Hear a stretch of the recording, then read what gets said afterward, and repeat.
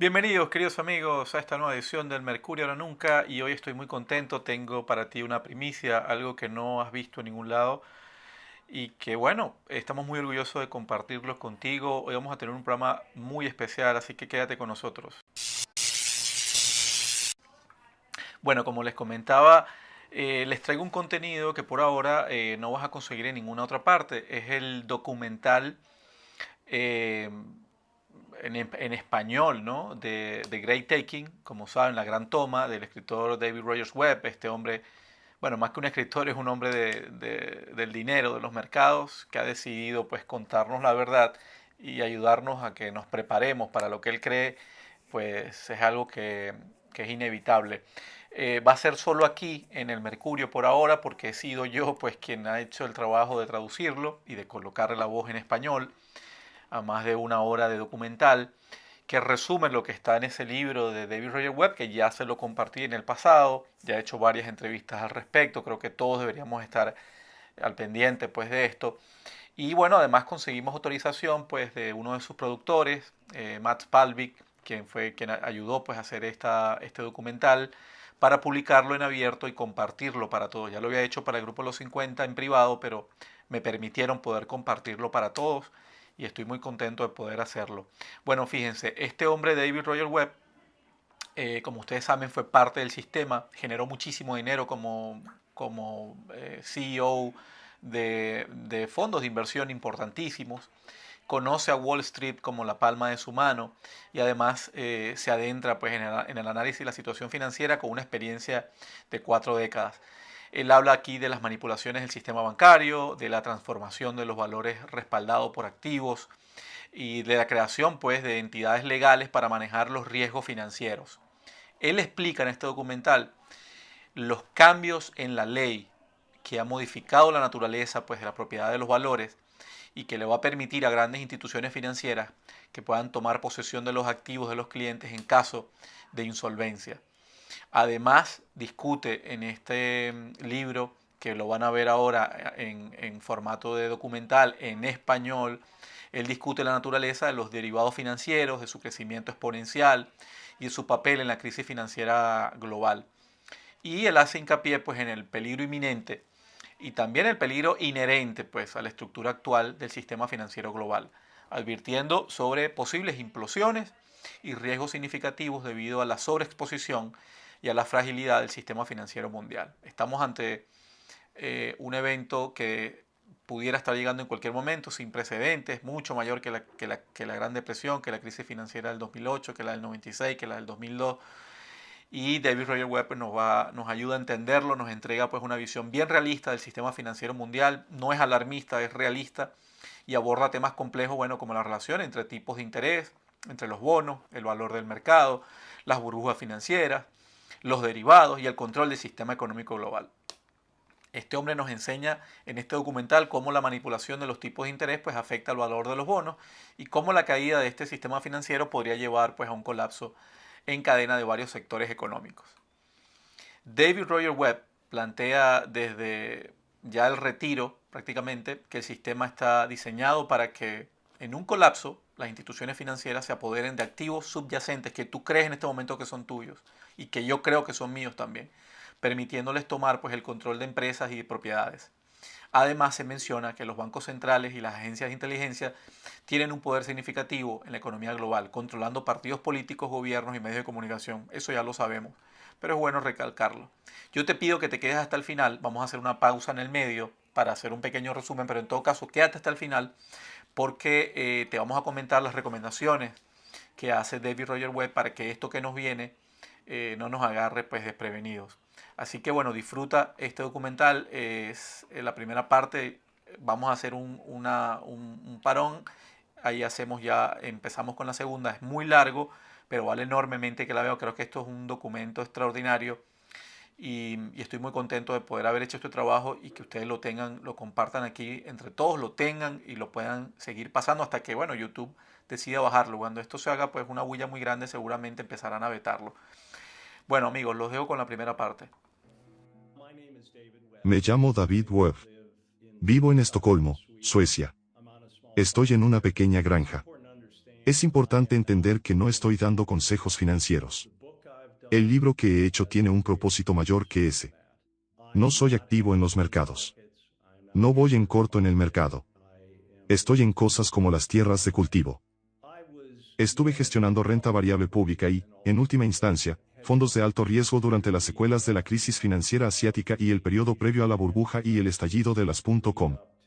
Y me di cuenta de que los flujos de fondos eran muy grandes en relación con el tamaño de la economía estadounidense, por ejemplo, o de la economía mundial.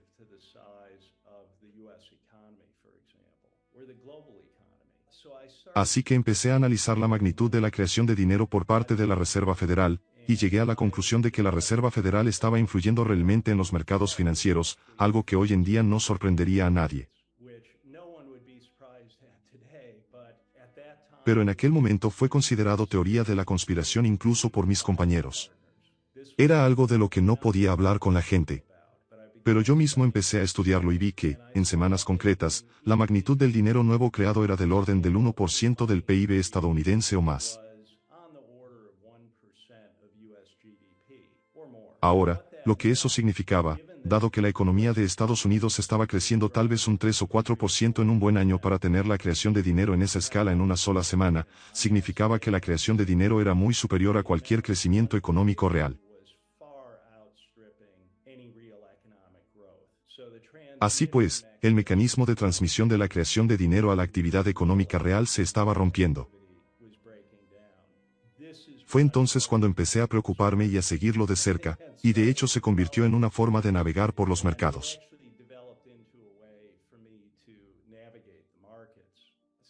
Así que lo apliqué y me las arreglé para proteger a las personas de las que era responsable como clientes durante la burbuja y la quiebra y me fue muy bien durante ese periodo armado con este conocimiento.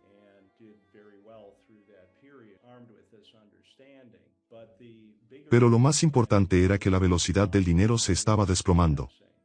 Y yo sabía en ese momento, esto es hace más de 20 años, que nos dirigíamos hacia algo parecido a la época que el mundo experimentó a través del periodo de las grandes guerras y la Gran Depresión, porque este tipo de velocidad del dinero se estaba produciendo en ese momento.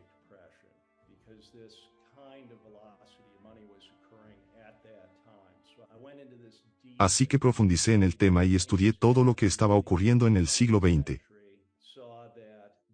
Vio que este era el mejor periodo análogo para comprender en qué estábamos entrando entonces. Así que he seguido esto muy de cerca. Lo he aplicado en mi trabajo, en lo que hacía, por lo que tenía una comprensión efectiva del mismo. Lo importante es entender ahora que la velocidad del dinero, que es la relación entre el crecimiento económico y el dinero o la creación de dinero, la oferta de dinero se ha roto y ahora está en un nivel más bajo velocidad del dinero de lo que fue en cualquier momento durante la Gran Depresión y las guerras mundiales.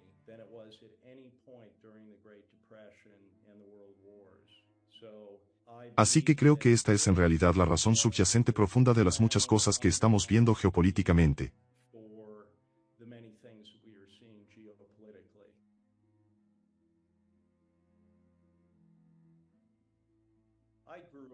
Crecí en una familia de médicos e ingenieros.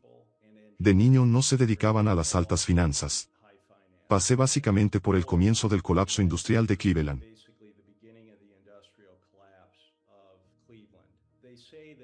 Dicen que la gente se esfuerza por controlar lo que le ha hecho daño, y yo crecí con una verdadera necesidad de comprender lo que nos estaba destruyendo, porque afectó profundamente a mi familia, que antes de esto había sido muy feliz, una familia feliz y benévola.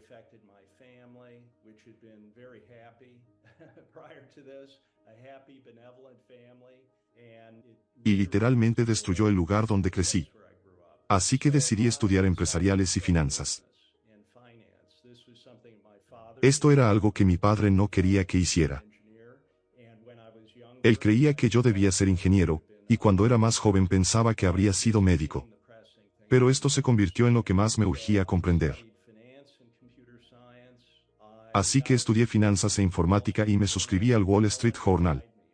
No tenía a nadie que me guiara. Empecé a mirar el Wall Street Journal y me fijé en estas lápidas, que anunciaban las grandes operaciones de fusiones y adquisiciones o de financiación de todas estas empresas en Nueva York. Así que decidí muy joven que tenía que ir a Nueva York y conseguí un trabajo en una empresa de servicios informáticos que sabía programar. Había estudiado análisis de sistemas y finanzas. Así que en este primer año como un chico joven, fui a quizás literalmente cada empresa financiera en la ciudad de Nueva York con los equipos de ventas. Eso ayuda a la persona, creo, a empezar a entender las cosas a un nivel intuitivo con solo verlas. No es tan intimidante. Una vez en estos lugares, las cosas intimidan si nunca te has topado con ellas. Así que todo eso ocurrió en mi primer año. Y entonces uno de mis clientes, que era Fusiones y Adquisiciones Grupo allí, 2 analistas estaban dejando. Uno iba a la Harvard Business School y el otro a la oficina de Londres. Y el comercial con el que trabajé en esa cuenta volvió y me dijo que necesitaban a alguien con experiencia en finanzas e informática. Y en ese momento me di cuenta de que ese iba a ser yo. Así que lo hablé con mi mujer. Me presenté en esta oficina muy temprano al día siguiente. No había nadie. Tuve que esperar cerca de 1 hora a que empezara a entrar gente, y se escandalizaron de que yo pensara que tenía algo que hacer sugiriendo que podía trabajar allí. Procedieron a hacerme pasar una mañana impactante y estresante. Me llevaron ante uno de los vicepresidentes senior, que escuchó lo que tenía que decir y me dijo, bueno, será mejor que estés seguro de que quieres hacer esto, porque si la cagas, te vas. Cuando me fui, pensé que quizá no era tan buena idea. Probablemente no debería haberme molestado, ¿sabes? Efectivamente, volvieron a llamar. Me necesitaban porque sabía cómo hacer las cosas. Así que trabajé en fusiones y adquisiciones durante 5 años en esta empresa. Trabajaba literalmente las 24 horas del día, a veces durante días sin dormir, o tal vez tumbado en el suelo de la oficina durante media hora para levantarse y continuar. Así que aprendí a lidiar con mucho estrés durmiendo poco durante este periodo de tiempo. Y luego conseguí trasladarme a la que entonces era la mayor empresa de capital de riesgo del mundo. Por un orden de magnitud. Elegí ir allí en lugar de quedarme. Tuve otra oferta de un grupo de fusiones y adquisiciones en LF Rothschild que habría sido por alrededor del doble de la indemnización, pero sentí que iba a haber un choque de algún tipo, y un mes más tarde fue el lunes negro, octubre del 1987, y LF Rothschild fue aniquilado, perdió todo su capital.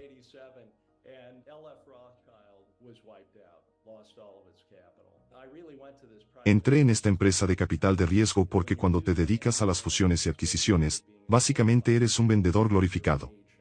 Eres un agente cuando estás en la piel de la empresa de inversión de capital privado, eres el principal. Es un tipo diferente de diligencia de vida y análisis. Y estuve allí 3 años, pero fueron 3 años muy intensos.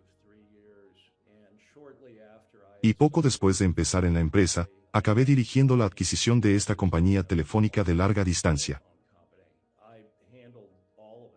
Me encargué de todo porque el socio del acuerdo tenía dificultades con el estrés, y literalmente se fue a casa y se quedó en cama durante 6 meses. Me encargué de toda la diligencia de vida, que era muy complicada, y de la financiación, y acabó siendo la mayor plusvalía de la historia de la empresa. Pero fue muy estresante para mi familia porque, una vez más, trabajaba sin descanso. Me levantaba a negociar el sábado por la mañana, hasta las 3 de la madrugada, el sábado por la noche, dormía unas horas y volvía a empezar el domingo por la mañana.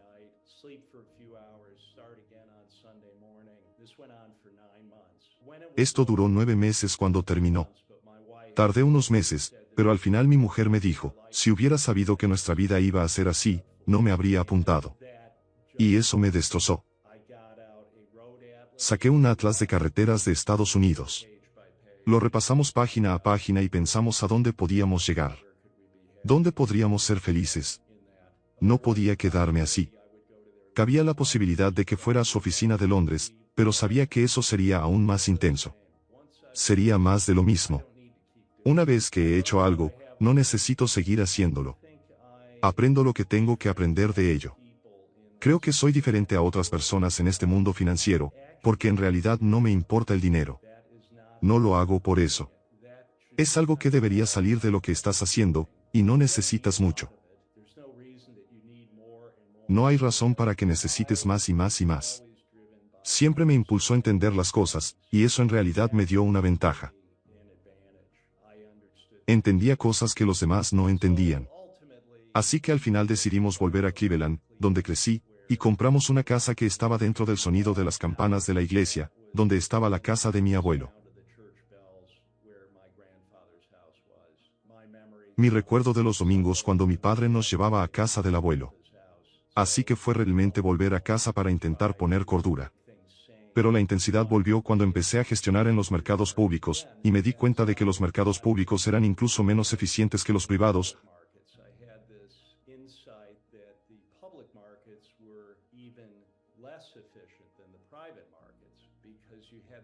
porque había grandes flujos de fondos que hacían subir las cosas más allá de lo que se podría negociar, y hacían bajar los precios por debajo de lo que se podría negociar.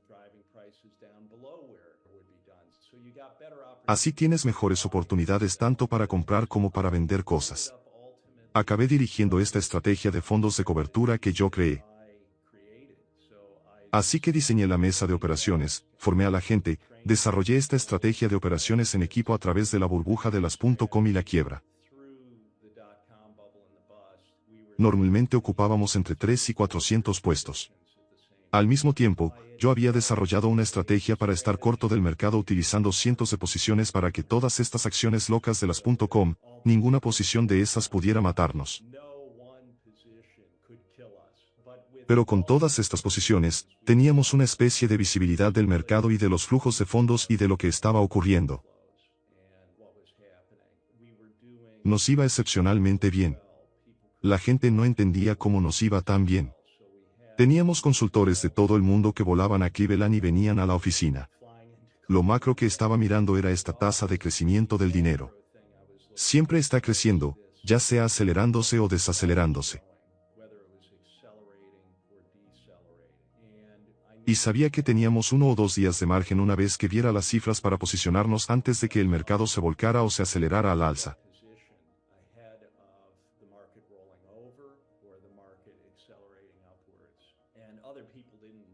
Y otras personas no lo entendían. Aunque se lo explicara, no querían oír hablar de ello. No sabían cómo aplicarlo. Fue así. Además, siempre he funcionado con un modelo mental de lo que ocurre en el mundo, y supongo que me diferencio de otras personas en que a lo que presto atención es a lo que no encaja en mi modelo.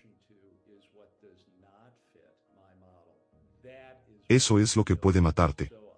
Así que presto atención a lo que no tiene sentido para mí, a lo que no encaja. Tienes que dejarlo todo. Imagina que estás en una posición muy apalancada con cientos de posiciones. Cuando surja algo que no se ajuste a ti, préstale atención inmediatamente. Así que la sala de operaciones era una redacción, una operación de investigación. Así que prestábamos atención a las cosas segundo a segundo, e indagábamos en lo que no tenía sentido. Así que durante este periodo de tiempo, también empecé a cambiar, creo, como persona, porque veía cosas que no estaban en la narrativa de las noticias que la gente aceptaba sobre lo que estaba ocurriendo.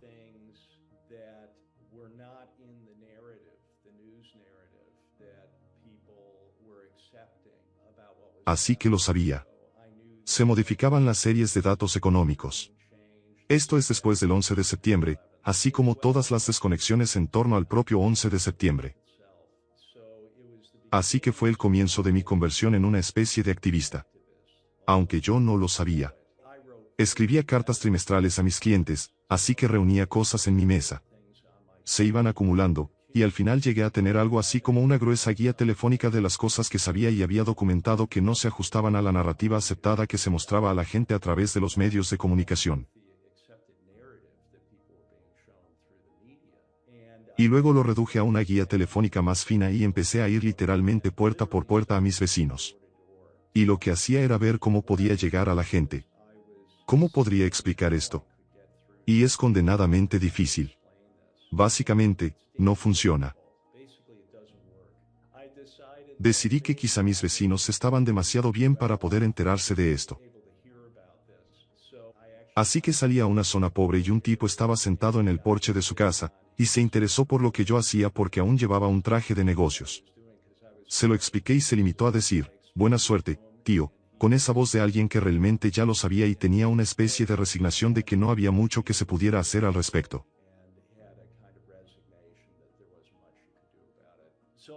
Así que ha sido un largo viaje para mí, tratando de exponer las cosas.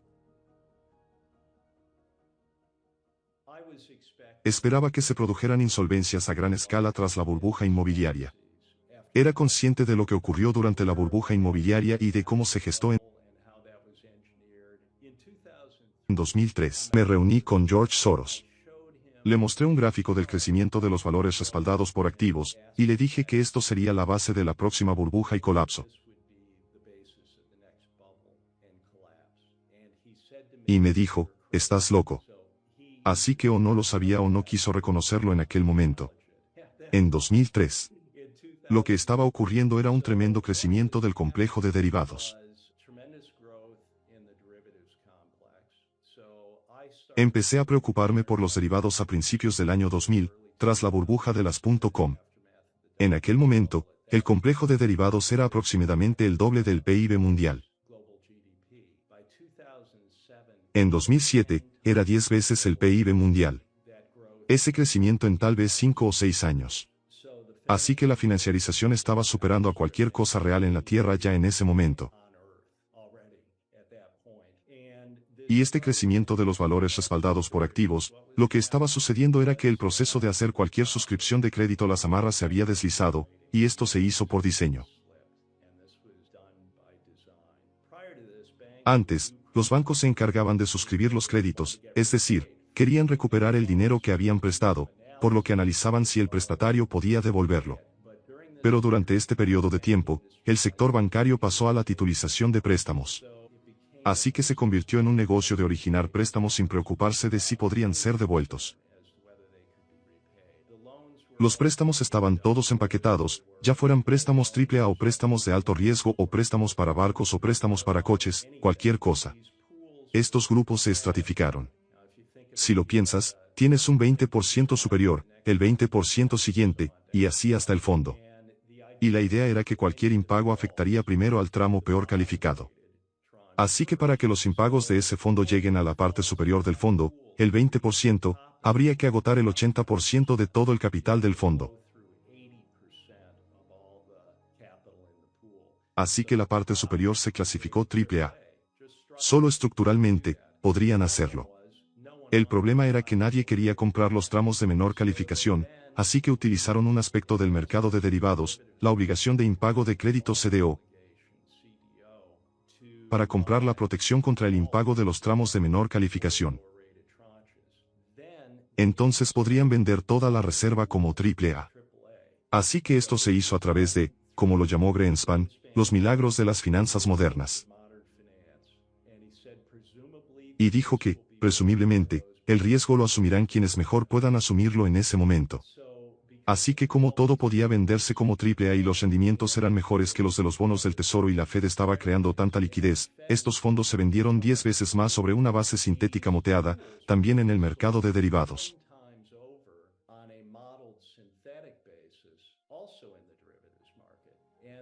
Y así, mientras los bancos sabían que no querían comerse su propia comida, lo que habían originado, compraban los activos. Esta es la naturaleza de una burbuja. La gente que sabe que es un fraude sigue consumiendo lo que se crea mediante el mismo proceso. Así que el lado del activo de los balances de los bancos eran estos valores que se estaban creando a través del mismo proceso. Se llegó a un punto en el que las obligaciones por impago de créditos representaban por sí solas alrededor del 10% del complejo de derivados. Para cuando estalló la gran crisis financiera en 2008 y 2009, el 10%. Así, las obligaciones por impago de créditos representaban por sí solas el tamaño de la economía mundial. Ahora, me pregunto quién se apunta a asumir ese riesgo de impago. En las primeras etapas, la gente decía, bueno, el problema aquí es tal vez en los cientos de miles de millones, que estaban fuera de un orden de magnitud. Fueron decenas de billones. Así que como la Fed estaba inyectando todo este dinero creado en los bancos, con el tiempo se hizo evidente que el riesgo de impago había sido asumido por las filiales de fondos de cobertura dentro de los propios bancos. Así que permitieron todo esto creando las entidades dentro de los bancos que asumirían la otra parte del riesgo de impago. Y luego, cuando se produjo el colapso, se les dio el dinero para tapar esa pérdida. Los federales tienen poderes turbios que la gente desconoce hasta que decide hacerlo. Hazlo visible. Uno de sus poderes es crear entidades de la nada.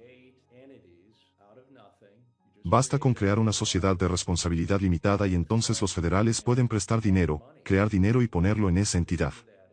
Está completamente fuera de balance. ¿Hay que divulgarlo en algún sitio? Pero en este caso lo hicieron. Crearon algo llamado Maiden Lane, que es una calle por la que a veces paseo en el distrito sur de Manhattan y el distrito financiero. Así que Maiden Lane se amplió. Esto creó dinero para comprar estas posiciones problemáticas de los bancos, quitárselas de las manos a los bancos.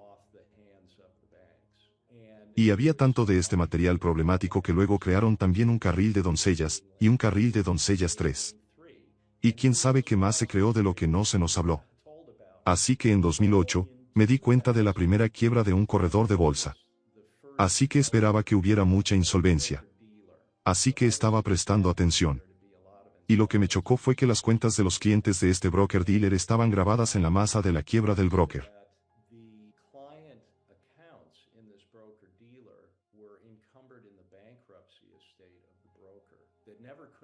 Eso nunca podría haber ocurrido antes en toda la historia de los valores, eran propiedad personal.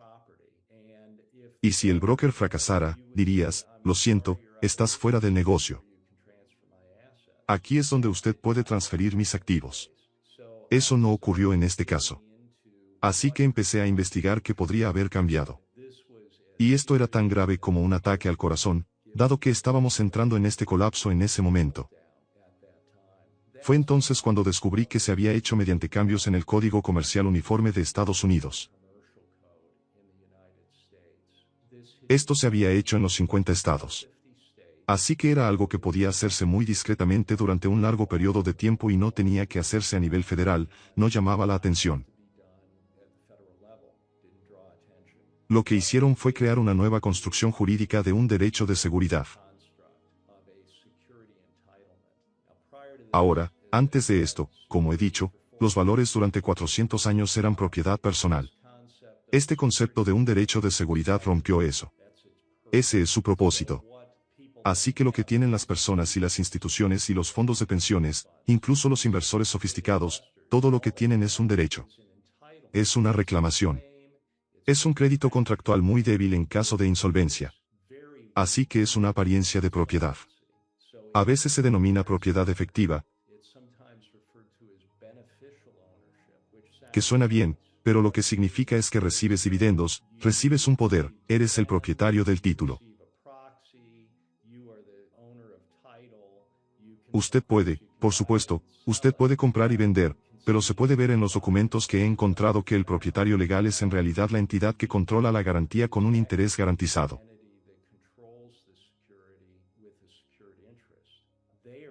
Son los propietarios legales del inmueble. Así que ahora tiene una reclamación contractual. Además, todos los valores se mantienen en un fondo común, por lo que no tiene una identificación específica. Antes, los certificados en papel estaban numerados. Tenías un bono o un certificado de acciones con una numeración específica. Así que ahora son fungibles. Es un libro a granel fungible, un formulario agrupado de inscripción. Sabemos y es absolutamente irrefutable por la propia respuesta de la Fed a un cuestionario de la Unión Europea que, incluso las cuentas segregadas, incluso las personas o instituciones a las que se les ha dicho que sus valores están segregados, están en el mismo grupo y solo tienen derecho a una parte proporcional en caso de insolvencia del depositario.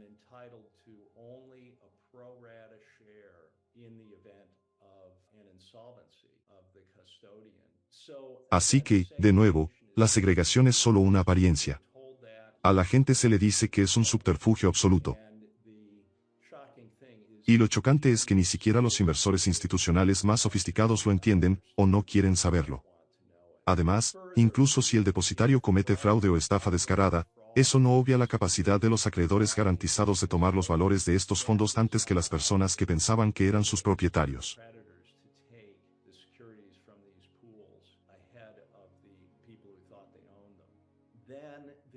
Después, en 2005, se modificó la ley de quiebras en Estados Unidos, creando algo llamado Safe Harbor.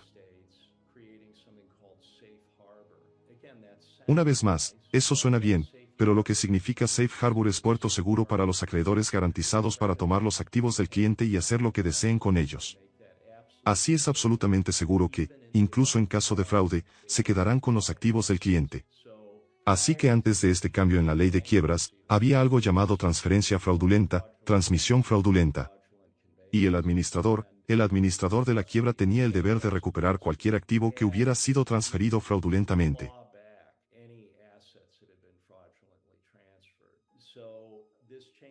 Así que este cambio se hizo en 2005. Y luego, con la quiebra de Lehman Brothers, esto se cimentó en la jurisprudencia. Y podemos ver la sentencia del Tribunal de Quiebras relacionada con esto. Lo que ocurrió allí fue que JP Morgan era a la vez el depositario de los activos de los clientes y el acreedor garantizado que se quedó con los activos de los clientes, lo que antes de 2005, todo lo que ocurrió allí habría sido constructivamente fraudulento.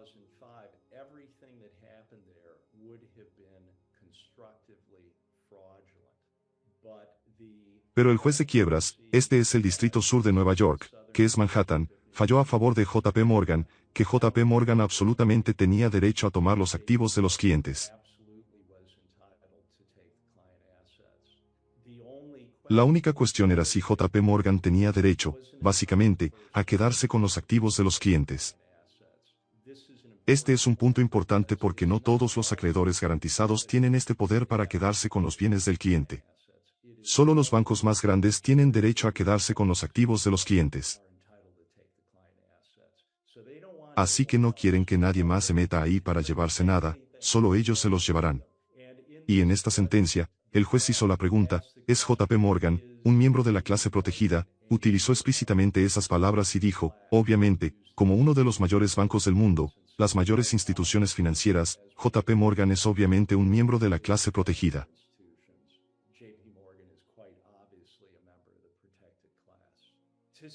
Ver esto en una jurisprudencia de quiebra del tribunal, creo que es algo muy fuerte. Es como ese documento directamente de los federales proporcionado al Grupo de Seguridad Jurídica. Esto es difícil de refutar.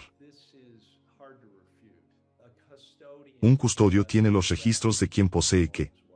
Está en sus libros y registros, pero eso es todo. Son los registros. El sistema se ha modificado para que la propiedad en sí se transfiera a un nivel superior y se mantenga en forma mancomunada. Así que usted trata con su corredor para ejecutar una operación, para comprar o vender algo, y obtiene una representación de una cuenta que le muestra lo que tiene en ella. Pero los activos no se mantienen ni siquiera en lo que usted cree que es su custodio. Se transfiere a un nivel superior. En Estados Unidos, se trata de la Depository Trust Corp., que custodia todos los valores en Estados Unidos y en forma de fondo común. Así que los propios corredores están abajo en la cadena alimentaria. En Europa, hay depositarios centrales de valores a nivel nacional que dan una apariencia de un registro de la propiedad a nivel nacional, pero por ley, bajo algo llamado el Reglamento Central de Depósito de Valores CSR, que se impuso en 2014, por ley. Estos valores son transferidos por un enlace obligatorio a un depósito central de valores internacional.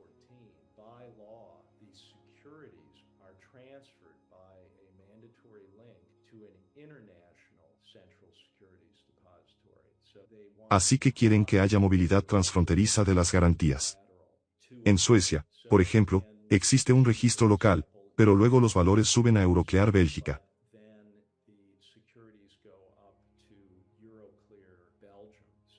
Por tanto, a ese nivel están sujetos a la legislación belga, no a la sueca.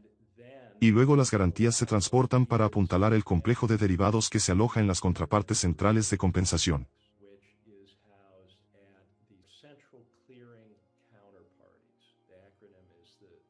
El acrónimo es SCP.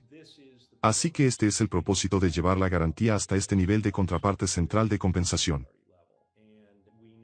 Y sabemos por un documento del BPI que ya tiene más de 10 años que los sistemas están en marcha para el movimiento de esta garantía a nivel mundial, casi instantáneamente, especialmente en una crisis, para ser barridos para satisfacer las demandas de garantía del sistema.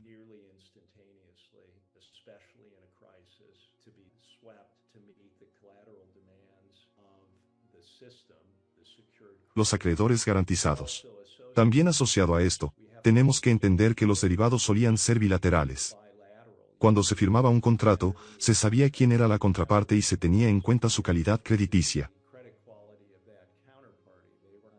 Estaban del otro lado en nombre de la reducción. riesgo, en realidad aumentaron el riesgo. Crearon un riesgo monolítico porque forzaron la compensación centralizada, de modo que la SS es la contraparte en todos los contratos de derivados. Las partes compensadoras centrales son las contrapartes. ¿Qué significa eso? Si la propia entidad central de compensación quiebra, no habrá contraparte que cumpla los contratos de derivados para todo tipo de cosas, pero especialmente para las personas que piensan que han cubierto su riesgo a la baja en el colapso.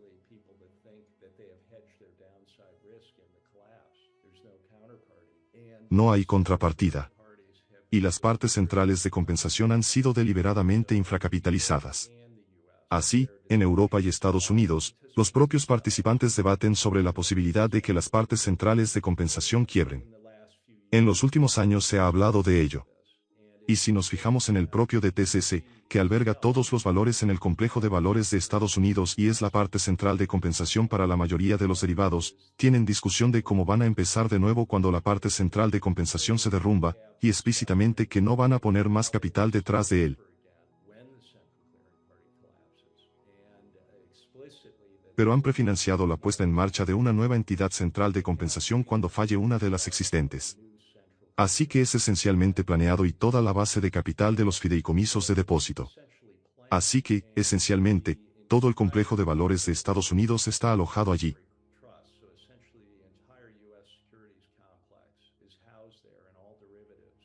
Y todos los derivados, el capital total es de $3.500 millones. Los bancos individuales tienen posiciones en derivados del tamaño del PIB mundial. Así que algo sucederá para desencadenar esta implosión del colapso.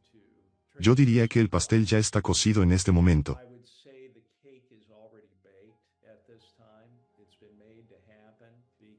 Se ha hecho que ocurra porque tomar los tipos de interés después de haberlos mantenido a cero durante 15 años, que era una locura para empezar y no tenía por qué ocurrir, se hizo que ocurriera. Y luego, en un año, volver a superar el 5%. Y si estás notando que no paran, las tasas siguen subiendo.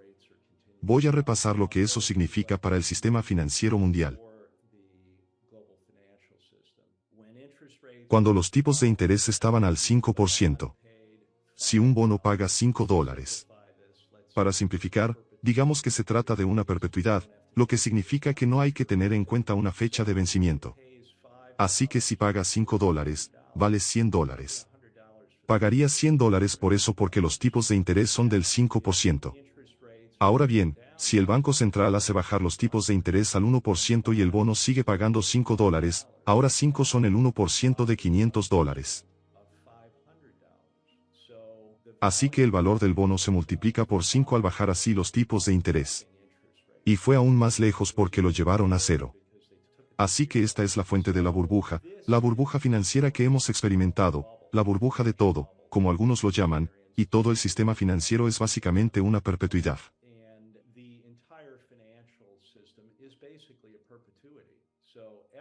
Así que todo se basa en descontar los flujos de caja. Así que todos los bienes inmuebles, todo el mercado de valores se basa en el descuento de flujos de caja futuros teóricos de las empresas, así como de los bonos. Ahora bien, si hacemos un viaje de ida y vuelta y llevamos los tipos de interés del 1% a más del 5%, que es algo parecido a lo que ha sucedido aquí, invertimos todo y tenemos una caída del 80% en el valor de todo.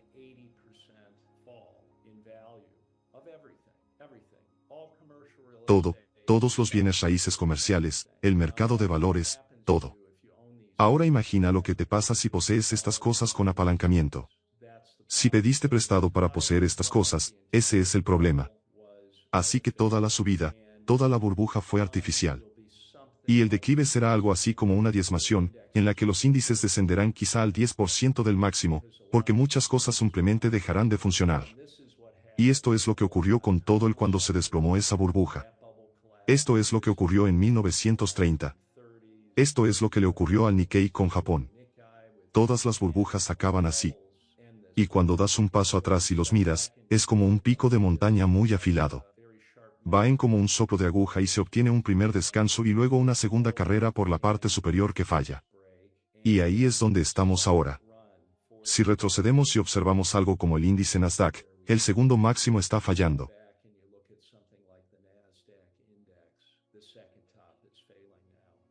Lo cual es comprensible, dado que el rendimiento de los bonos sigue subiendo.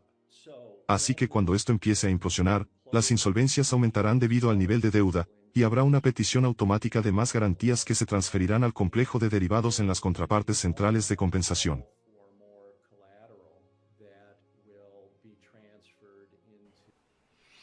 Ok, bueno, ya vamos a continuar con la segunda parte. Me pregunta aquí Carolina, ¿de qué año es este documental? De hace 15 días. Fue publicado hace 10 o 15 días máximo. Y el libro fue publicado en el segundo quarter del 2023, creo que fue por mayo o junio, julio. Lo publicó David Roger Webb, que estaba un poco en el anonimato, pero bueno, ha decidido por un grupo de amigos que ahí yo me incluyo, bueno, de darle voz y él se siente un poco más tranquilo, él vive en un país en Europa, es un tipo que no necesita dinero ya, está sumamente cómodo, ha movido demasiado dinero, lo que quiere en todo caso es compartir esta información. Tanto es así que el libro salió gratuito y el documental también es gratuito, así que no hay nada detrás, nada raro detrás, ¿no? Seguramente la CIA o alguien, el Deep State, alguien le va a inventar algo de pedofilia, algo le van a inventar, ¿no? Pero por ahora es una pieza extraordinaria la que nos está regalando. Bueno, mire, fíjense, eh, esta es la primera parte, ya les vamos a colocar la segunda. Yo le pido que se quede porque al final también voy a hacer algunas consideraciones sobre unas recomendaciones que hace él. Quiero comentarles pues que este hombre, bueno, ha venido hablando de cómo se ha llevado a cabo pues una manipulación legal por décadas. Esto no es de ahorita, tienen 30 años cambiando las leyes, lo que le va a permitir pues a ciertas instituciones financieras tomar activos que tú crees que son tuyos y yo creo que son míos como garantía sin el conocimiento de los propietarios, estableciendo pues un escenario donde el sistema se reinicia y las personas se ven obligadas a depender de los CBDC, de las monedas, perdón, las monedas digitales emitidas por los bancos centrales. David Roger Webb pues, expone aquí un posible colapso financiero, destacando pues la manipulación sistémica y legal que podría resultar en un control absoluto por parte de las instituciones financieras sobre los activos de las personas. Ya no nos sorprende nada de lo que haría, ¿no? Realmente, después de lo que vimos en el 2019-2020, todo lo que hemos venido viendo y cómo avanzan sobre nuestros derechos. Bueno, yo les quiero comentar algo, fíjense. Yo después de 18 meses ya estoy listo para compartirles un trabajo muy personal, un trabajo que he hecho en silencio durante 18 meses. He logrado prácticamente solo, con la ayuda pues un poco de algunas herramientas de inteligencia artificial y de algunos amigos importantes. He logrado pues condensar un trabajo de 18 meses, donde ustedes saben que he hecho pues más de 100 entrevistas, quizás más de 200 entrevistas si mezclo las públicas y las privadas. Por supuesto mi trabajo en el Grupo Los 50 de diario me ha permitido analizar pues toneladas de documentos, acceder a muchísima información de manera paga y de manera gratuita y he logrado poner pues un documento para ustedes de 3 sesiones. Vamos a empezar con una este 29 de diciembre.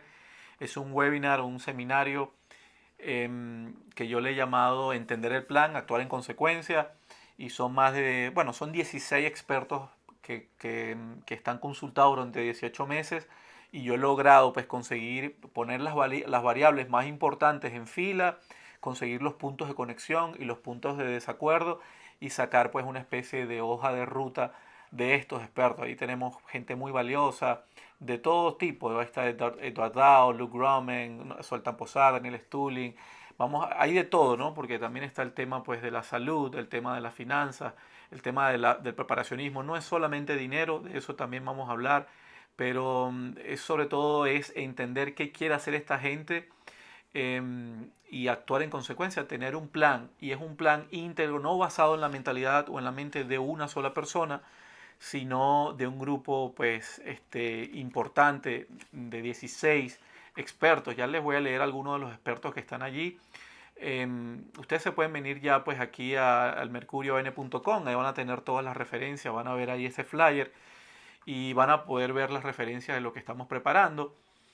Me siento muy orgulloso, bueno, es un trabajo que he hecho realmente para mí y para mi familia, pero han sido pues muchísimas horas de estudio, muchas horas de trabajo que no comparto aquí pues en el Mercurio porque esto es un tema de preparación pues personal, comunal y familiar y bueno, he decidido compartirlo con ustedes, es un trabajo yo creo que muy extenso, muy tomado con pinza. Van a ser 3 sesiones, no puede ser una sola. Y bueno, los invito a que se unan a este webinar. Por supuesto, no es gratuito. Esto tiene un costo porque sí. Primero porque lo gratuito no existe. Y si existiera, pues es de muy mala calidad.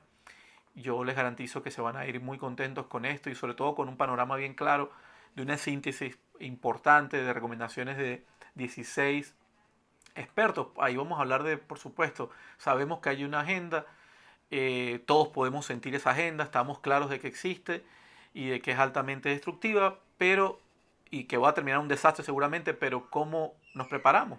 Entonces, primero ahí es qué es exactamente lo que viene y cómo y por qué nos preparamos. Entonces ahí nos vamos a hacer muchas preguntas que ya yo he venido pues con la síntesis de estos expertos contestando. ¿Por qué el Foro Económico de Davos, la OMS, los globalistas de la ONU y la élite están haciendo lo que hacen? Vamos a pasar luego a una segunda parte, que es la decodificación de las estrategias de la élite.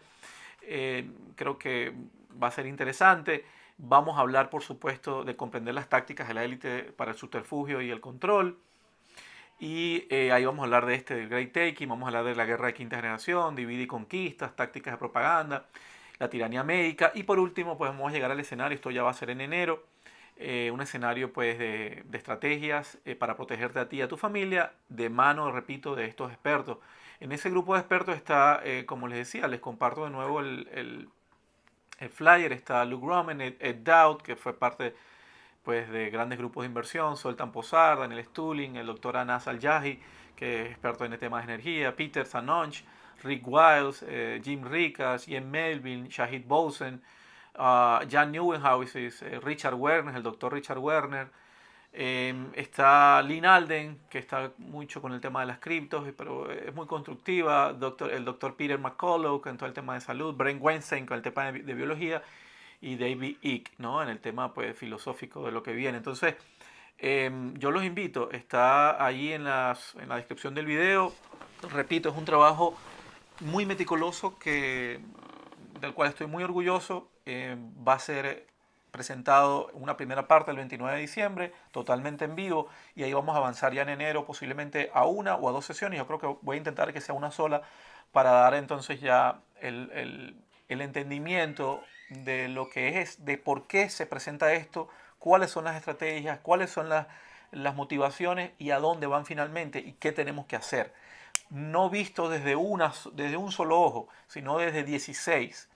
Y creo que es interesante porque es recoger los mejores puntos y los puntos de encuentro de esos 16 tipos que nos están advirtiendo de esto hace muchos años. Entre ellos, por supuesto, está Daniel Stulin, pero no nos quedamos con la visión financista nada más, ni con la de salud nada más, ni con la de conspiranoica nada más, ni con la geopolítica, sino que lo condensamos en un todo. A los miembros del Grupo Los 50, bueno, tienen un código con un descuento del 50%. Luego me escriben, yo se los paso por el grupo Telegram, o se los paso pues por el Substack, el código para que paguen solamente el 50%. Y les ruego que entiendan algo, amigos. Ha sido un trabajo muy fuerte, muy meticuloso, que me he tomado el tiempo de hacerlo en silencio, de no anunciarlo. Finalmente, ya para finales de 2024, del 2023, lo voy a presentar y lo termino ya la última sesión en el 2024 con ustedes, porque creo que tienen que ser sesiones separadas por todo el contexto, el contenido que se va a presentar. Bueno, vamos a presentar la segunda parte de este documental. Por cierto, ya estoy consiguiendo, ya hice una entrevista con uno de los productores de este documental, el doctor Matt Spalvik, que fue un banquero importante en Europa, banquero de los grandes fondos de inversión. Esta entrevista sale esta semana y estoy consiguiendo unas con el propio David Rogers Webb, así que estamos trabajando para eso. Fíjense, aquí el autor Rogers Webb expone preocupaciones sobre el sistema financiero global. Él afirma que existe una estructura insostenible que está siendo de alguna manera alimentada artificialmente por inyecciones masivas de dinero por parte de una mano oculta. Ya sabemos de dónde viene esa mano oculta. Y él señala que las instituciones financieras pues, han sido advertidas para estar listas para una liquidación controlada, lo que sugiere la posibilidad pues, de una crisis bancaria. Él resalta pues, que el control de la banca por intereses privados es la raíz de muchos de los problemas, y él al final da una serie de recomendaciones de cómo debería ser el mundo en cuanto al tema bancario, me fascina lo que dice, no sé si lo vamos a poder lograr, pero la verdad no se queda solo en el problema, sino también en las soluciones. Repito, esta es una de las visiones. Va a ser examinada, por supuesto, en este webinar, es parte del webinar fundamental, pero yo intenté resumir 16 expertos, alinearlos en un poco, en una manera de conseguir una hoja de ruta y presentárselas para que ustedes estén bastante, y sobre todo la compartan con sus comunidades, con sus familiares. Bueno, vamos con la parte 2 de este documental. Gracias a Marfabi por vernos siempre y apoyarnos, Marfabi. Tu apoyo siempre es muy importante. Pregunta Andrés Felipe, Antonio, ¿cuál plazo tenemos para nos preparar? ¿Cuánto plazo tenemos para prepararnos?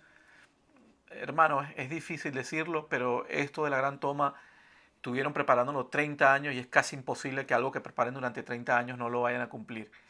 Creo que estamos muy cerca. Omar Ramírez nos escriben, ¿son banqueros o ex? ¿Crees que son confiables? Me refiero, son parte del sistema ellos. Bueno, Omar, nos están dando luces de cómo funciona esto. Richard Werner es parte del sistema. Gracias, Mar Fabi, por ese super chat. Y escribió libros fabulosos que nos están ayudando muchísimo a entender cómo funciona la trampa. Hay gente que despierta, como Tucker Carlson, fue parte del sistema de los medios y ve ahora todo lo que está haciendo y desnudando muchas de las cosas. No por eso tenemos que creer ciegamente en él, pero en algo nos ayuda. Bueno, amigos, entonces nos vamos con la segunda parte de... yo se lo digo por mí mismo, yo también estaba dormido hace 5 o 6 años. El COVID terminó de despertarme. Si no nos despertamos, ¿cuándo? Y hay gente que, como va a decir aquí en el documental, nuestro amigo Richard... Review Your Web, y como nos dice Matt Spalvi en la entrevista que le voy a presentar esta semana, llegamos a una encrucijada donde los ricos van a tener que decidir qué lado están jugando, los ricos de buen corazón, ¿no?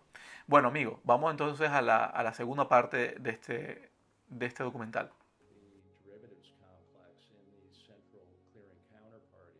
Pero es probable que las propias contrapartes de la compensación central estén expuestas al colapso. Porque yo le digo a la gente que puede pensar que ha cubierto su exposición a una caída aquí, pero lo ha hecho a través del complejo de derivados.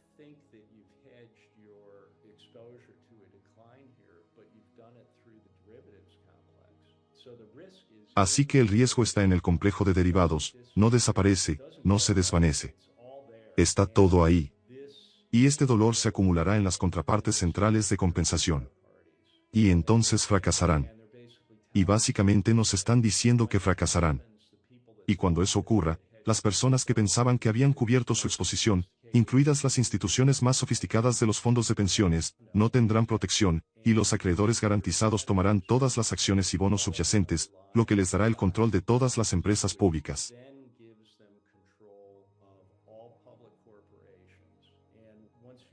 Y una vez que controlas la estructura de capitalización, controlas todas las cosas reales subyacentes. Así que esto es algo parecido a lo que ocurrió en 1930, cuando hubo angustia en todo el mundo debido a los niveles de deuda.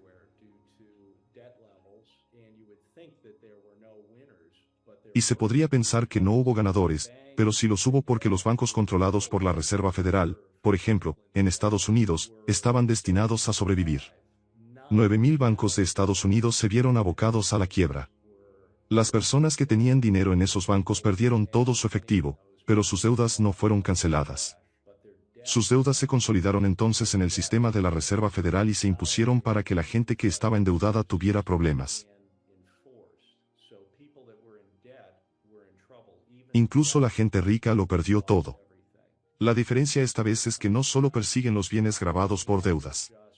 Han diseñado esto para que puedan tomar cosas, todos los valores como garantía de las personas y entidades que no tienen préstamos en su contra.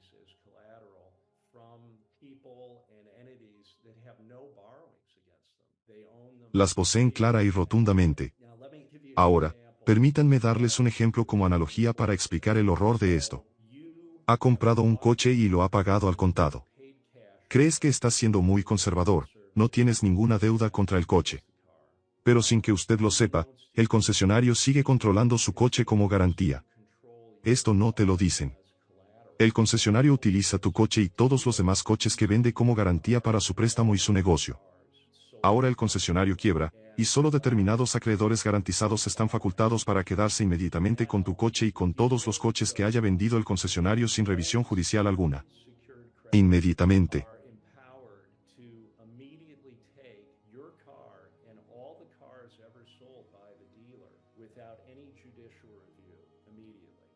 Cuando describo esto a la gente, se preocupan por sus coches. No se trata de tu coche. Es una analogía de lo que se ha hecho. Es mucho peor que si se tratara de tu coche, porque se trata literalmente de todo el complejo de valores a nivel mundial. Por tanto, no se trata de que su insolvencia provoque la pérdida de su patrimonio. Es la insolvencia de las personas que utilizaron en secreto tu garantía como si fuera de su propiedad sin decírtelo ni revelarlo.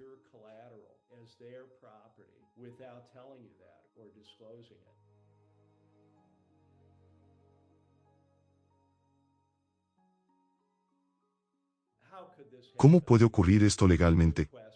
Es una buena pregunta, y quizá haya alguna esperanza para la humanidad en evitarlo. Al cuestionar todo este constructo porque es un constructo, nada de esto es real. Hay cosas reales en el mundo. Pero esto no es real. Pero intentarán convencernos de que, bueno, sienten que lo hayas perdido todo. Es una historia elaborada. Así que sí, han cambiado la ley. ¿Se puede impugnar? Eso es lo que tiene que pasar. Así que este fue el proceso. Lo cambiaron en el Código Comercial Uniforme. Esto fue a partir de 1994. En realidad, los esfuerzos en este sentido se remontan a la década de 1960, cuando se inició el proceso de desmaterialización de los valores para mantenerlos todos electrónicamente, algo de lo que algunos desconfiaban entonces, y tenían razón en desconfiar.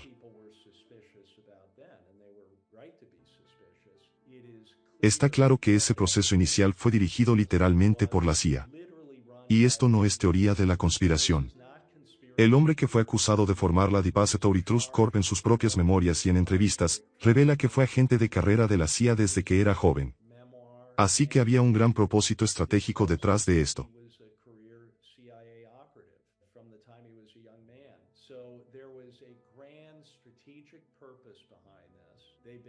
Han podido hacerlo porque ha sido dirigido desde los más altos niveles del gobierno estadounidense. Así que la participación de la CIA, entonces, cuando esta construcción del derecho de valores se puso en el Código Uniforme de Comercio que fue impulsado a través de los 50 estados, hecho en silencio, ese cambio se hizo en 1994.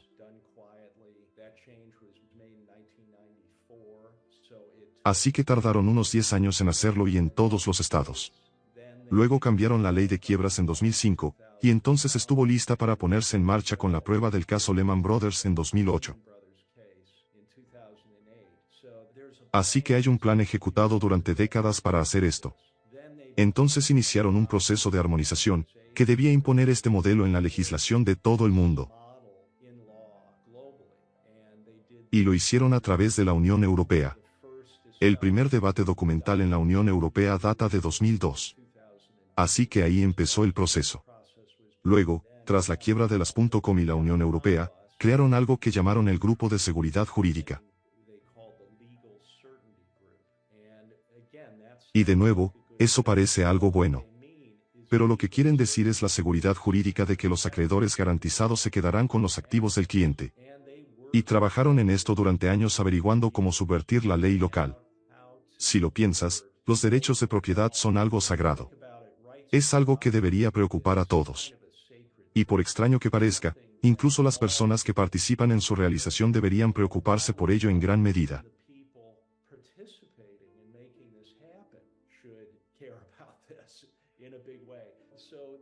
Así que ahí reside la esperanza de abordar esto, y podemos volver a ello. Pero el Grupo de Seguridad Jurídica identificó la problemática ley local. Y luego se tardó otros 10 años en llegar a este reglamento RSC, el Reglamento del Depósito Central de Valores de 2014, que ordenaba el transporte de la garantía desde el Depósito Central de Valores local o nacional, donde la gente cree que es propietaria absoluta de sus cosas.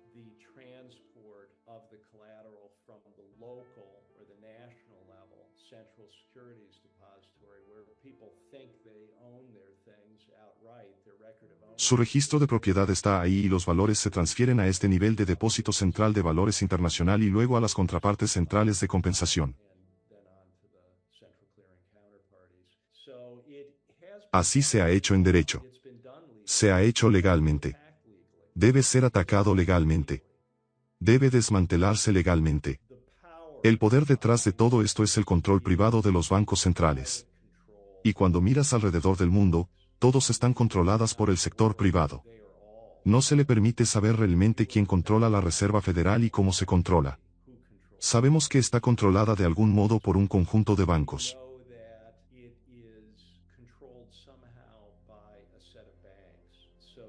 Así que hay algún tipo de estructura de propiedad que se extiende a través de los bancos que poseen y controlan la Fed. Pero algo así se hace en todos los bancos centrales del mundo. Si te fijas, cualquier país que ha intentado tener un banco nacional es literalmente atacado y destruido. No se les permite existir. Por tanto, está vinculada a la maquinaria de guerra. Este control privado del dinero, las agencias de inteligencia, los militares a nivel mundial no podrían funcionar como lo hacen si no estuvieran vinculados con este poder de creación de dinero.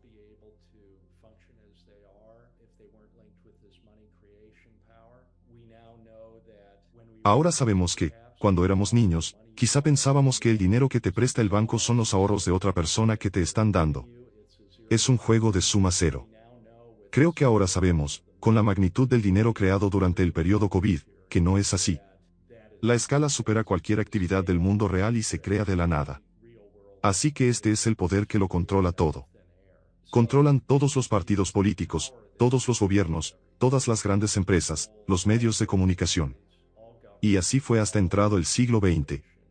En este periodo en el que la velocidad del dinero se desplomaba. Eso es básicamente un colapso de su sistema de control. El dinero es un sistema de control muy sofisticado porque no requiere apenas aporte energético. La gente está dirigida por la persecución de incentivos monetarios, pero este poder a través del uso excesivo crónico, cuando llega a este punto en el que no importa cuánto dinero se crea, no se está traduciendo en un crecimiento económico real, entonces entra en una burbuja financiera, y entonces se obtiene el colapso mayor de todo el sistema.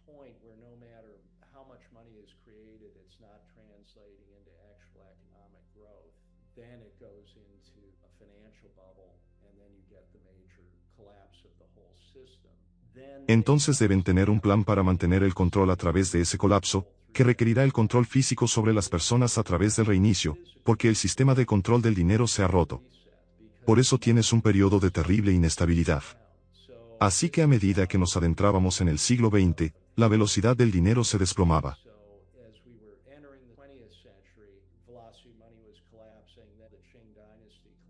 Entonces la dinastía Qing se derrumbó. Es un fenómeno global que acabó con el dominio dinástico en China. Después, entre 1914 y 1918, el Imperio Turco Otomano se derrumbó. El Imperio Austrohúngaro, el Imperio Ruso, Alemania estaba destruida, y el Imperio Británico había pasado su cenit y se estaba derrumbando realmente en ese momento. Así que es un colapso global, y la gente que controlaba el poder bancario a través de eso logró mantener el control. Y lo hicieron subyugando a las poblaciones. No se trata de quitarles el dinero. No se trata de quitarles sus cosas, que no necesitan. Se trata de supresión y subyugación. Y esa es la lección cuando se mira a este periodo en el 1930, y eso es lo que han planeado para este tipo de ciclo de nuevo, y se han establecido para ello. Así que este plan para tomar todas las garantías a nivel mundial y colapsar el sistema en una especie de demolición controlada, donde terminan controlando todo.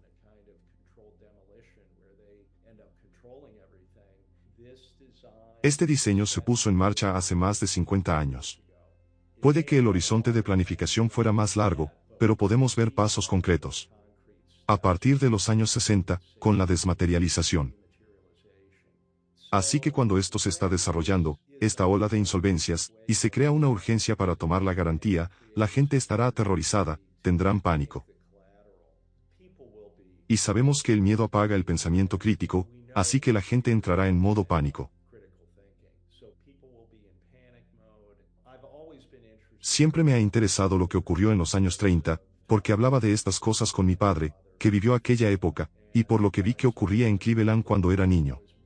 Intentaba hablar con alguien que hubiera vivido esa época, y le pregunté a mi tía qué había pasado en los años 30. Y ella dijo, bueno, de repente nadie tenía dinero. Y yo dije, ¿qué quieres decir? ¿Cómo puede ser? Y ella dijo, bueno, nadie tenía dinero, e incluso las familias ricas no tenían dinero. Y conocía a familias en las que sus hijas habían ido a colegios privados y no podían permitirse volver a estudiar.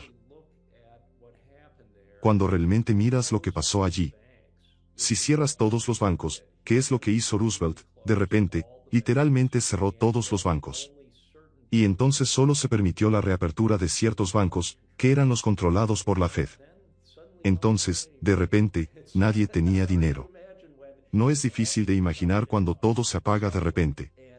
Y luego tienes el problema de que hubo una caída del nivel de precios, caída de la actividad, y mantuvieron la actividad económica muy deprimida durante años. Y sé que por la historia familiar a través de los años 30, el negocio de ingeniería de mi abuelo, sé por una carta de la familia que en 1936, que fue 3 años después de que los bancos habían reabierto, todavía no había negocio. 3 años después, lograron salir adelante, ambos lados de mi familia, porque no tenían deudas. La gente era más conservadora entonces, pero era muy difícil.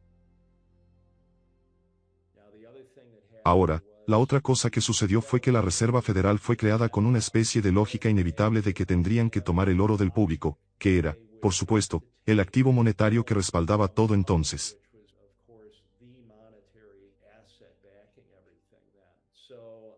Así que el oro del público fue confiscado bajo la queja de que el público estaba acaparando el oro. Pero entonces, ¿qué hicieron la Fed con él? La Fed acaparó el oro y no lo utilizó para ampliar el crédito. Mantuvieron las condiciones estrictas. ¿Qué tenemos esta vez? El oro no es la garantía subyacente en este sistema. Todos los valores son globales. Así que se tomarán bajo el argumento de que, bueno, tenemos que salvar estas instituciones sistémicamente vitales para que podamos reiniciar la economía de nuevo. ¿Cómo podríamos reactivar la economía si no se les protege? Así que esa será la razón esgrimida. Y es como un juego de monopolio, donde todas las piezas, todo el dinero en el tablero se tiran de nuevo al banco. Y entonces dicen, vamos a empezar un nuevo partido y volveremos a empezar partiendo de la base de que nosotros lo tenemos todo y vosotros no. ¿Quieres que te preste algo? Y esto es lo que serán las CBDC, la moneda digital del Banco Central. Será muy difícil que la gente se niegue a utilizarlo porque literalmente no podrá comer. Tendrán una aplicación que podrán descargarla. Esta será la ayuda. Esta será la caballería cabalgando al rescate. Solo tienes que descargarte esta aplicación y podrás cargar tu teléfono con algo de dinero para poder ir a comprar leche. Pero cada vez que lo usas les estás pidiendo dinero prestado. Te tienen de nuevo. Ocurrirá muy rápido. Esto se desarrollará en un ambiente de crisis muy aterrador y la gente tendrá dificultades para negarse. Por eso es tan importante difundir esta concienciación de antemano, para que la gente entienda lo que está ocurriendo y pueda comprometerse hasta la cúspide del sistema. Tiene el potencial de activar a personas muy capaces hasta la cima del sistema. Tiene el potencial de unificar a la gente contra esto. Lo que intenté hacer con este libro fue ceñirme a las cosas que conozco absolutamente, y convertirlo en una especie de conjunto en términos de permitir que uno vea irrefutablemente todo el asunto, con el objetivo de ponerlo sobre la mesa para que todo el mundo pueda echarle un buen vistazo, incluidos los participantes, incluidas las personas que lo están haciendo posible.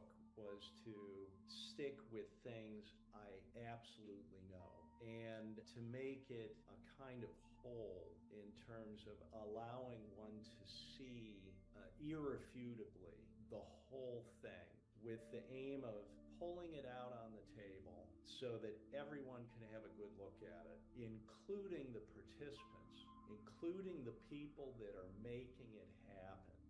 Tengo la premisa de que esto se está haciendo en gran medida inconscientemente, que el resultado final de esto no ha sido realmente comprendido en su totalidad por los participantes, y que tal vez incluso las personas en la parte superior de esto no entienden lo que está a punto de suceder, y que serán destruidos por su propia mano si hacen esto.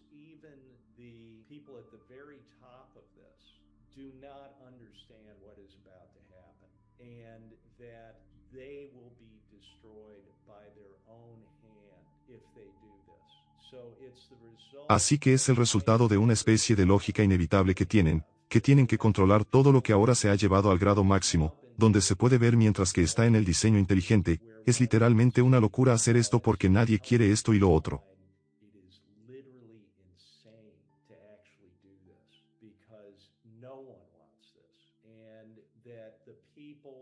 Las personas que han heredado esta capa de propiedad en la parte superior, no diseñaron esto. Ellos no lo pusieron en marcha. Han permitido que el gigante continúe. No se ha podado el jardín. No ha habido supervisión. Literalmente nunca ha sido mirado, nunca ha sido revisado. Básicamente, se descontrola de forma inconsciente. Así que tenemos que hacerlo consciente hasta la cima del sistema. Otra forma de verlo es que nos estudian. Tenemos que tratar de imaginar con quién estamos tratando aquí. Así que estoy entrando en conjeturas sobre esto. He conocido a gente bastante alta en el sistema. Tengo la idea de que la gente intimida si no la conoces, pero una vez que la conoces, ves que son solo personas. Y creo que tenemos que entender que son solo personas. No son lagartos que comen bebés como si fueran patatas fritas. Pensarlo así no ayuda. Así que en realidad no son personas especialmente capaces. Así que hay una cabeza de la serpiente, pero no puede hacer nada sola. Depende del músculo situado bajo la cabeza de la serpiente para que lo haga todo por ella. Y que parte del propósito de esto es empujar esta conciencia hasta ese músculo. ¿Y ahora qué? ¿Qué aspecto tendría? Podría parecer que las personas que controlan las corporaciones que están haciendo todo el trabajo para implementar esto,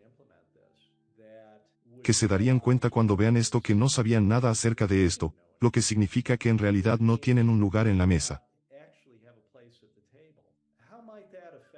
¿Cómo puede afectar eso a su forma de pensar? ¿Podrían mantener conversaciones interesantes con alguien cuando se les pide que hagan algo? Quizá decidan retirar su participación. Ese tipo de cosas necesitamos que ocurran. Así que tenemos que llegar a la gente en los niveles altos de este sistema. Otro principio es que no hay una sola cabeza de la serpiente. Es como una hidra. Hay muchas cabezas, y si cortas una, vuelve a crecer otra. Así que tienes que ser capaz de mostrar la totalidad de esto porque ellos solo entienden una parte. Así que esto es como un espejo para poder ver de forma concisa el conjunto de hacia dónde va esto, para que puedas abordar la hidra de muchas cabezas.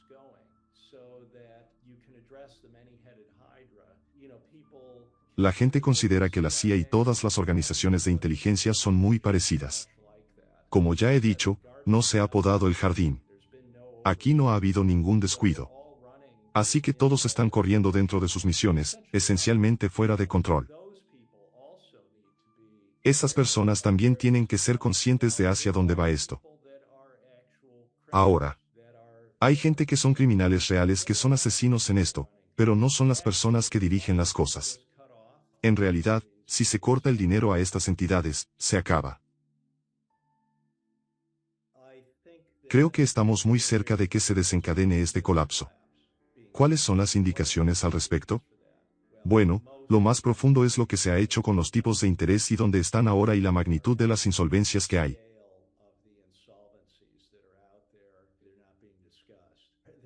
No se discuten, se ocultan.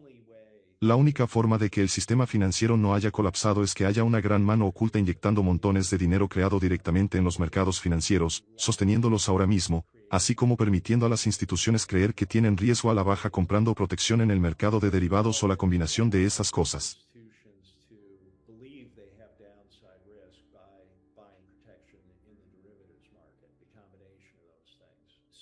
Así que este apoyo, la mano oculta, como yo lo llamo, se puede retirar en el momento de su elección. Pero estamos llegando tarde a este proceso, dado lo que ya ha ocurrido con los tipos de interés. La otra indicación del calendario es la resolución bancaria. Los documentos de la Autoridad de Resolución Bancaria en Europa, son documentos del ciclo de planificación, ordenaban que todos los bancos de importancia sistémica mundial estuvieran listos para una liquidación solvente a finales del año pasado, 2022.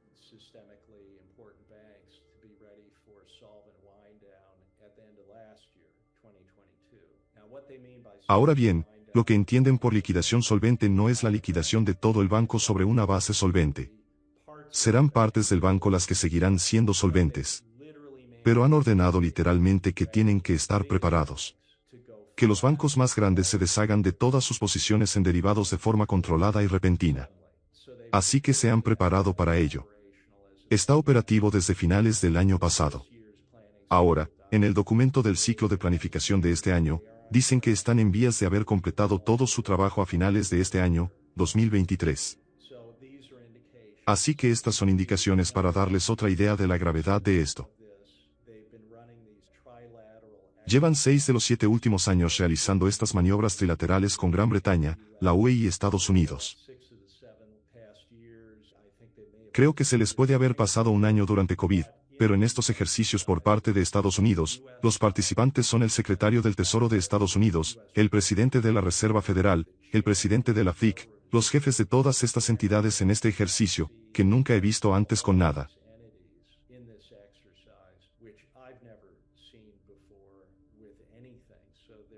Así que van muy en serio con esto. Y estos ejercicios tratan de asegurar la transferencia transfronteriza de las garantías cuando los bancos se pongan en liquidación.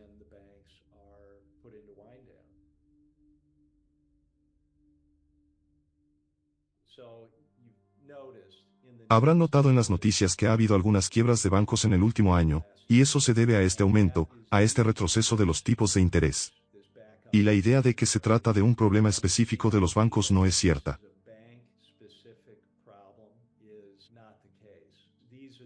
Estos son los canarios en la mina de carbón. Esto es absolutamente sistémico. Volviendo a 1930, la primera gran quiebra bancaria se produjo en 1930. Se permitió que sucediera. Y hubo una especie de goteo de quiebras bancarias. Así que el día festivo, cuando cerraron, todo fue hasta 1933. Así que fue una crisis bancaria en desarrollo durante 3 años. Así que no es raro que aquí se abra una etapa de varios bancos en quiebra, pero no todo se desata de inmediato. Se desarrolla a lo largo de meses y quizá un par de años antes de llegar al punto en que todo está en caída libre.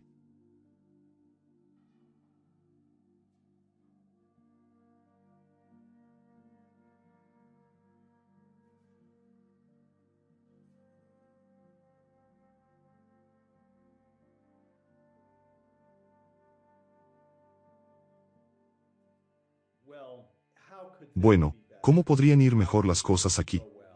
¿Cómo podría ir esto? Tenemos que imaginar que parece abrumador. Pero el primer paso es concienciar a las altas esferas para que la gente se dé cuenta de que no queremos que esto ocurra. Se ha llevado a un extremo demencial, y no va a ir bien para nadie. Entonces la gente se queda con la idea de que, bueno, todo se derrumbará sin más, y yo no lo creo en absoluto. Hay un mundo real con una actividad económica real que sigue adelante, a pesar de este sistema, que extrae recursos de las personas y les somete a un enorme estrés, que financia operaciones psicológicas que, por supuesto, son de cara al público. Se utilizan contra la población para extraer sus recursos. Se imponen cargas tremendas a la gente, el estrés es un sistema que subyuga a la gente.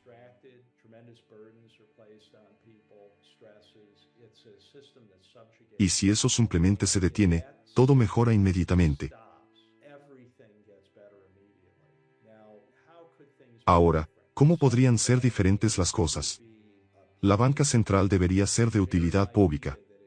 La idea misma de que debe ser controlada por intereses privados, ese es el origen de todos los problemas de la humanidad.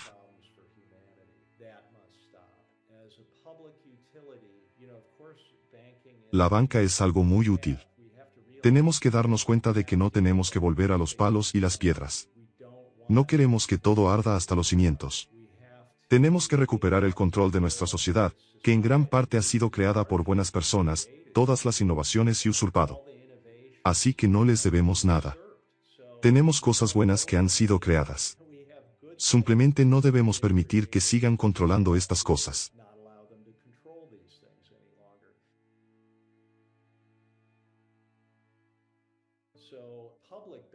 Así que la banca pública sería como una empresa de servicios públicos. Cualquier beneficio se devolvería al público o se utilizaría para apoyar al gobierno. Tenemos que tener gobierno. Tenemos que tener alguna forma de hacer funcionar la sociedad y tener carreteras y hacer cosas que funcionen para la sociedad. Así que anarquía y caos. No podemos permitirlo. Así que hay que hacerlo pacíficamente. Tiene que hacerse legalmente. Otro concepto, y no son ideas mías.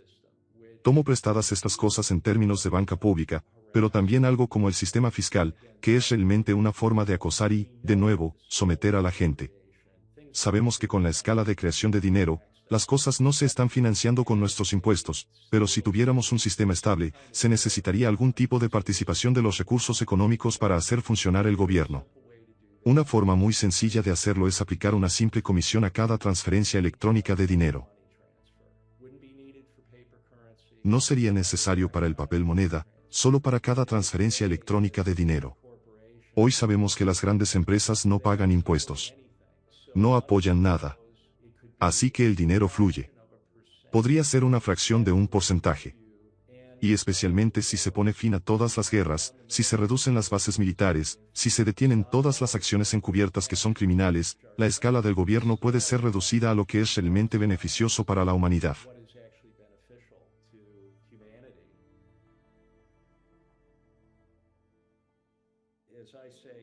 Como digo, nos gobiernan constructos. Ni siquiera son reales. Y si no sirven a la humanidad, hay que detenerlos. Y si vamos a tener construcciones artificiales, deben servir a la humanidad. Así que imagínese cómo se sentiría la gente si le dijeran, ya no tiene que declarar impuestos. Todo eso va a ser manejado. Solo tienes que pagar una décima parte del porcentaje de cualquier transferencia electrónica que hagas. Pero la gente que dirige este sistema no quiere ese tipo de soluciones porque eliminaría su control. Así que mi propósito con este libro es crear algo que muestre la totalidad de lo que es esto y hacia dónde va a hacerlo con una economía de la información y solo información dura, irrefutable, y poner esto en algo que pueda viajar y que está sucediendo, y ya sé que ha llegado a multimillonarios, ha llegado a gente de todo el mundo. Se llega a las personas que manejan mucho dinero, tienen la responsabilidad de eso. Gente en Buenos Aires y Vancouver y Nueva Zelanda y Mónaco, Londres. Así está sucediendo. Eso es lo que tenemos que hacer.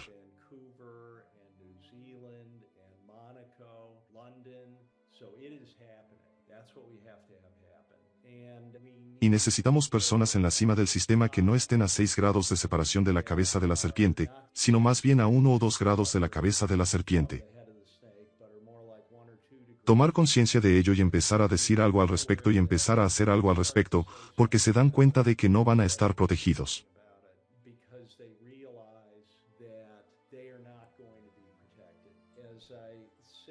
Como digo al final del libro, los ricos se creen especiales. Tú eres especial. Te están reservando para el postre. Y dejas que lo asimile. Así que todo el mundo tiene que ocuparse de esto, incluidas las personas que creen que son poderosas y que pueden marcar la diferencia.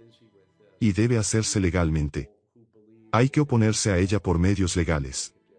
Imagínense lo que pasaría si los jueces que ocupan cargos importantes se enteraran de la existencia de estos fiscales. Nunca se ha examinado realmente cómo puede desmantelarse.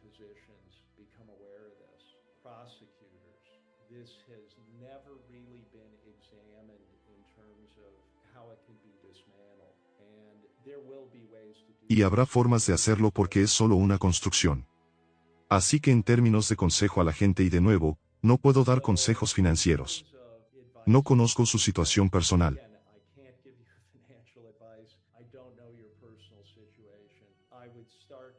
Empezaría diciendo que tu felicidad y la de tu familia son importantes, y que no debes dejar que las consideraciones económicas te lleven a hacer algo que lleve a tu familia a la desesperación.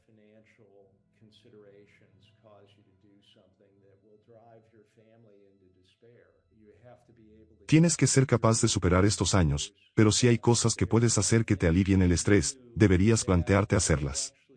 Y una de ellas podría ser eliminar todas las deudas. Así que tienes que superar esta noción de que debes usar dinero prestado para controlar más cosas. Quieren que lo hagas porque, cuando baje el nivel de precios, no podrás pagar el servicio de esa deuda. Así que aprovecha el tiempo que le queda para vender cosas con las que saldar sus deudas. No tiene sentido tener dinero en los mercados financieros cuando también se tienen deudas. Hay personas que conozco que han vendido sus casas, lo cual es una decisión difícil de tomar, y simplemente están alquilando para asegurarse de que no tienen ninguna deuda. Así que tienes que preguntarte, son decisiones personales, cómo te sientes al hacerlo.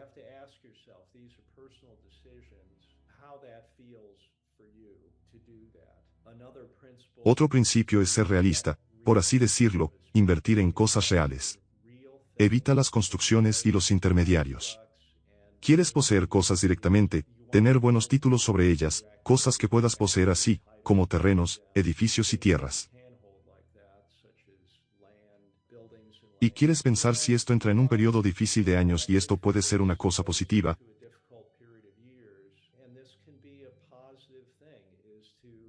Es tener una capacidad de producir alimentos en los años 30 para ambos lados de mi familia, no eran agricultores, pero tuvieron que recurrir a la familia que tenía granjas con el fin de complementar su alimentación. Era importante. Así que, de nuevo, eso puede hacerse de forma positiva. Inviertes dinero en construir un invernadero, tienes un gran jardín y un huerto, puede que elijas vivir en una zona más rural. Hablando con gente que pasó por la depresión, había un amigo mío mucho mayor que yo. Sabía que había vivido la depresión y le pregunté sobre ello y me dijo, bueno, ya sabes, mis padres murieron en un accidente de coche. Estaba en la granja de mi abuelo y no sabía que había una depresión. Así que estaba en esta granja con sus primos. Eso te dice algo. De niño, estaban muy bien. El libro que he escrito se llama The Great Packing, y puedes encontrarlo en una página de aterrizaje en The Great. Hay un PDF gratuito que puede descargar. Lo he hecho así porque así se acercará a la fricción cero y podrá extenderse globalmente. Y eso está ocurriendo de verdad. Algunos dirían, seguro que te pagan algo por esto. Y sé que si me hubieran pagado algo, lo utilizaría para difundir el libro. Entonces, ¿por qué hacerlo? Que sea de fricción cero. Esto es lo más importante que puedo hacer ahora mismo. Hay libros en papel que se pueden conseguir a través de Lulu, y esos cuestan algo porque cuesta algo producirlos y se pueden entregar en todo el mundo.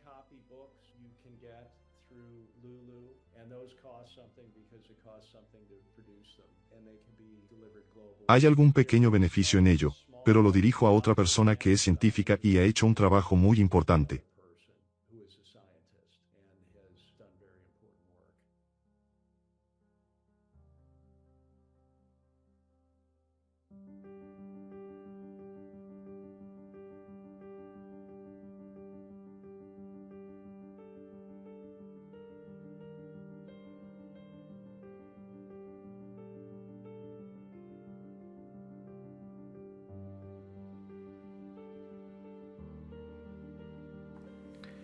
Bueno amigos, ahí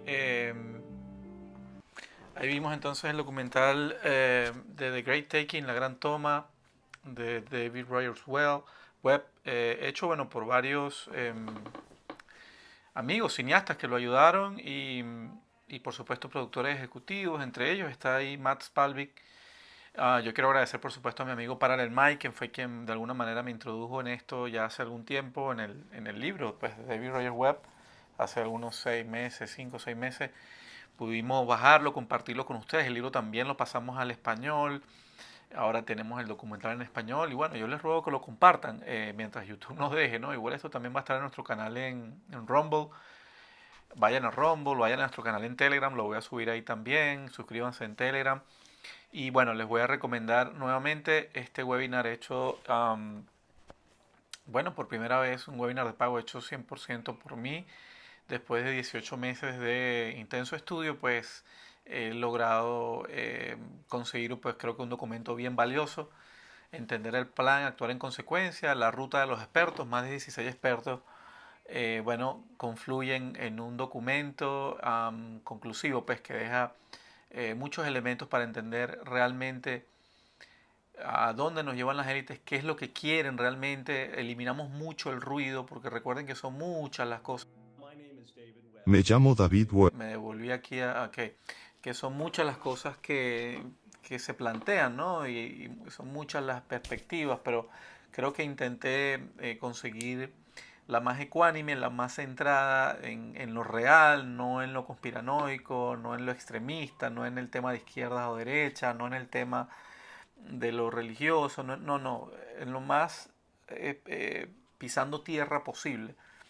Y bueno, entre ellos, como ven, está Edward Taut, está Zoltán Pozsar, Luke Romen, Newinghouse, está el Mr. Sanonch, y bueno, y 16, Daniel Stulin, por supuesto. Ahí confluyen pues las teorías de todas estas personas en distintos temas. Vamos a analizarlos en 3 etapas. La idea, pues, como le digo, pues, mi trabajo en estos 18 meses ha sido eliminar el ruido y detectar la esencia, pues, de una estrategia para la protección de las familias y de sus patrimonios. Vamos a hablarlo en 3 partes, ¿ok? Recuerden que sabemos que hay una agenda, todos las podemos sentir, la vemos, sabemos que somos objetivo de ella, pero la pregunta es qué tenemos que hacer exactamente, ¿ok? Nos preparamos, pero ¿para qué exactamente? ¿Y cómo y por qué nos vamos a preparar?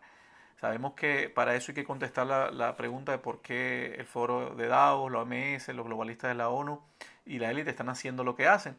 Entonces vamos a tener 3 partes. La primera parte va a ser la decodificación de la estrategia del control de la élite. La segunda parte va a ser comprender las tácticas de la élite para el subterfugio y el control. Ahí vamos a hablar, por supuesto, de The Great Taking, entre otras cosas como el divide y conquista, las tácticas de propaganda, la tiranía médica.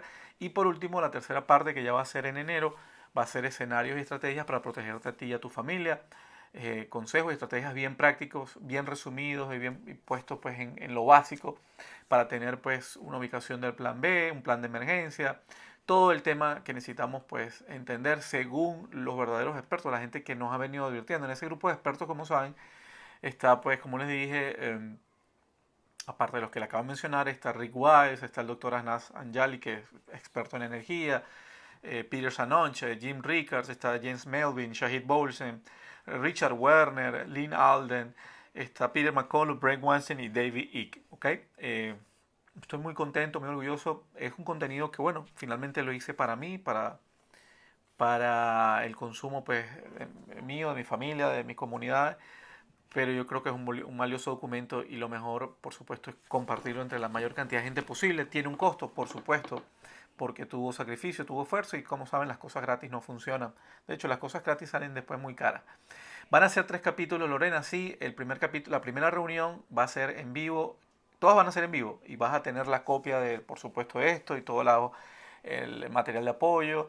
Pero la primera va a ser el 29 de diciembre y luego vamos a hacer la segunda y la tercera ya en enero. No se preocupen que vamos a estar en un pequeño grupo Telegram todos los que estamos suscritos para este webinar para ir avanzando sobre esas informaciones. Voy a enviar materiales de apoyo. Va a ser una cosa bien interesante, un verdadero seminario. Espero, por supuesto, vamos a tener también nuestras preguntas y respuestas. Espero que nos puedan acompañar allí. Todavía queda bastante para el 29 de diciembre, pero bueno, aparte de supuesto, creo que es una buena manera de intentar hacer un cambio, es invertir en información. Y bueno, y ustedes saben todo lo que he hecho yo aquí durante mucho tiempo. Ya en ese año y medio pues son más de 100 entrevistas públicas y privadas en las que he podido pues empezar a hacer un trabajo que yo considero que hoy culmina, este mes pues culmina de una manera bien excitante por lo conclusivo que es sobre todo y por lo inclusivo de pues, abarcar a 16 expertos de distintas maneras, formas de ver estos desencuentros mundiales, este tema de geopolítica, salud, etcétera, etcétera. Bueno amigos, se lo dejo en la descripción del video y en los comentarios fijados, pero también está en el mercurion.com. También les ruego que se suscriban a nuestro canal, los que no lo han hecho, y activen la campanita. Y bueno, que también se vayan a nuestro canal Telegram, ahí estamos en nuestro canal Telegram, para que estemos siempre conectados. Si les parece, entonces nos vemos ya esta semana con una entrevista que hice, estoy pasándola al español, con Mats Palvik, que también pues, fue un banquero importantísimo de fondos de inversión en Europa, que está despierto y que nos está ayudando muchísimo. Él estuvo estos días en el canal de Daniel Stulin, lo entrevistaron hace como 20 días en el canal de Daniel Stulin. Él colaboró para este documental con David Roger Webb de muchos puntos de vista, aparte bueno, de todo el conocimiento que tiene como tipo que se sentó en la misma mesa con Janet Yellen, con Jerome Powell, y que hoy nos está advirtiendo cómo el sistema está amañado y lo que quieren hacer con nosotros. Entonces creo que va a ser muy buena esa entrevista. Nos vemos ya entonces al final de la semana con esa entrevista. Chao amigos.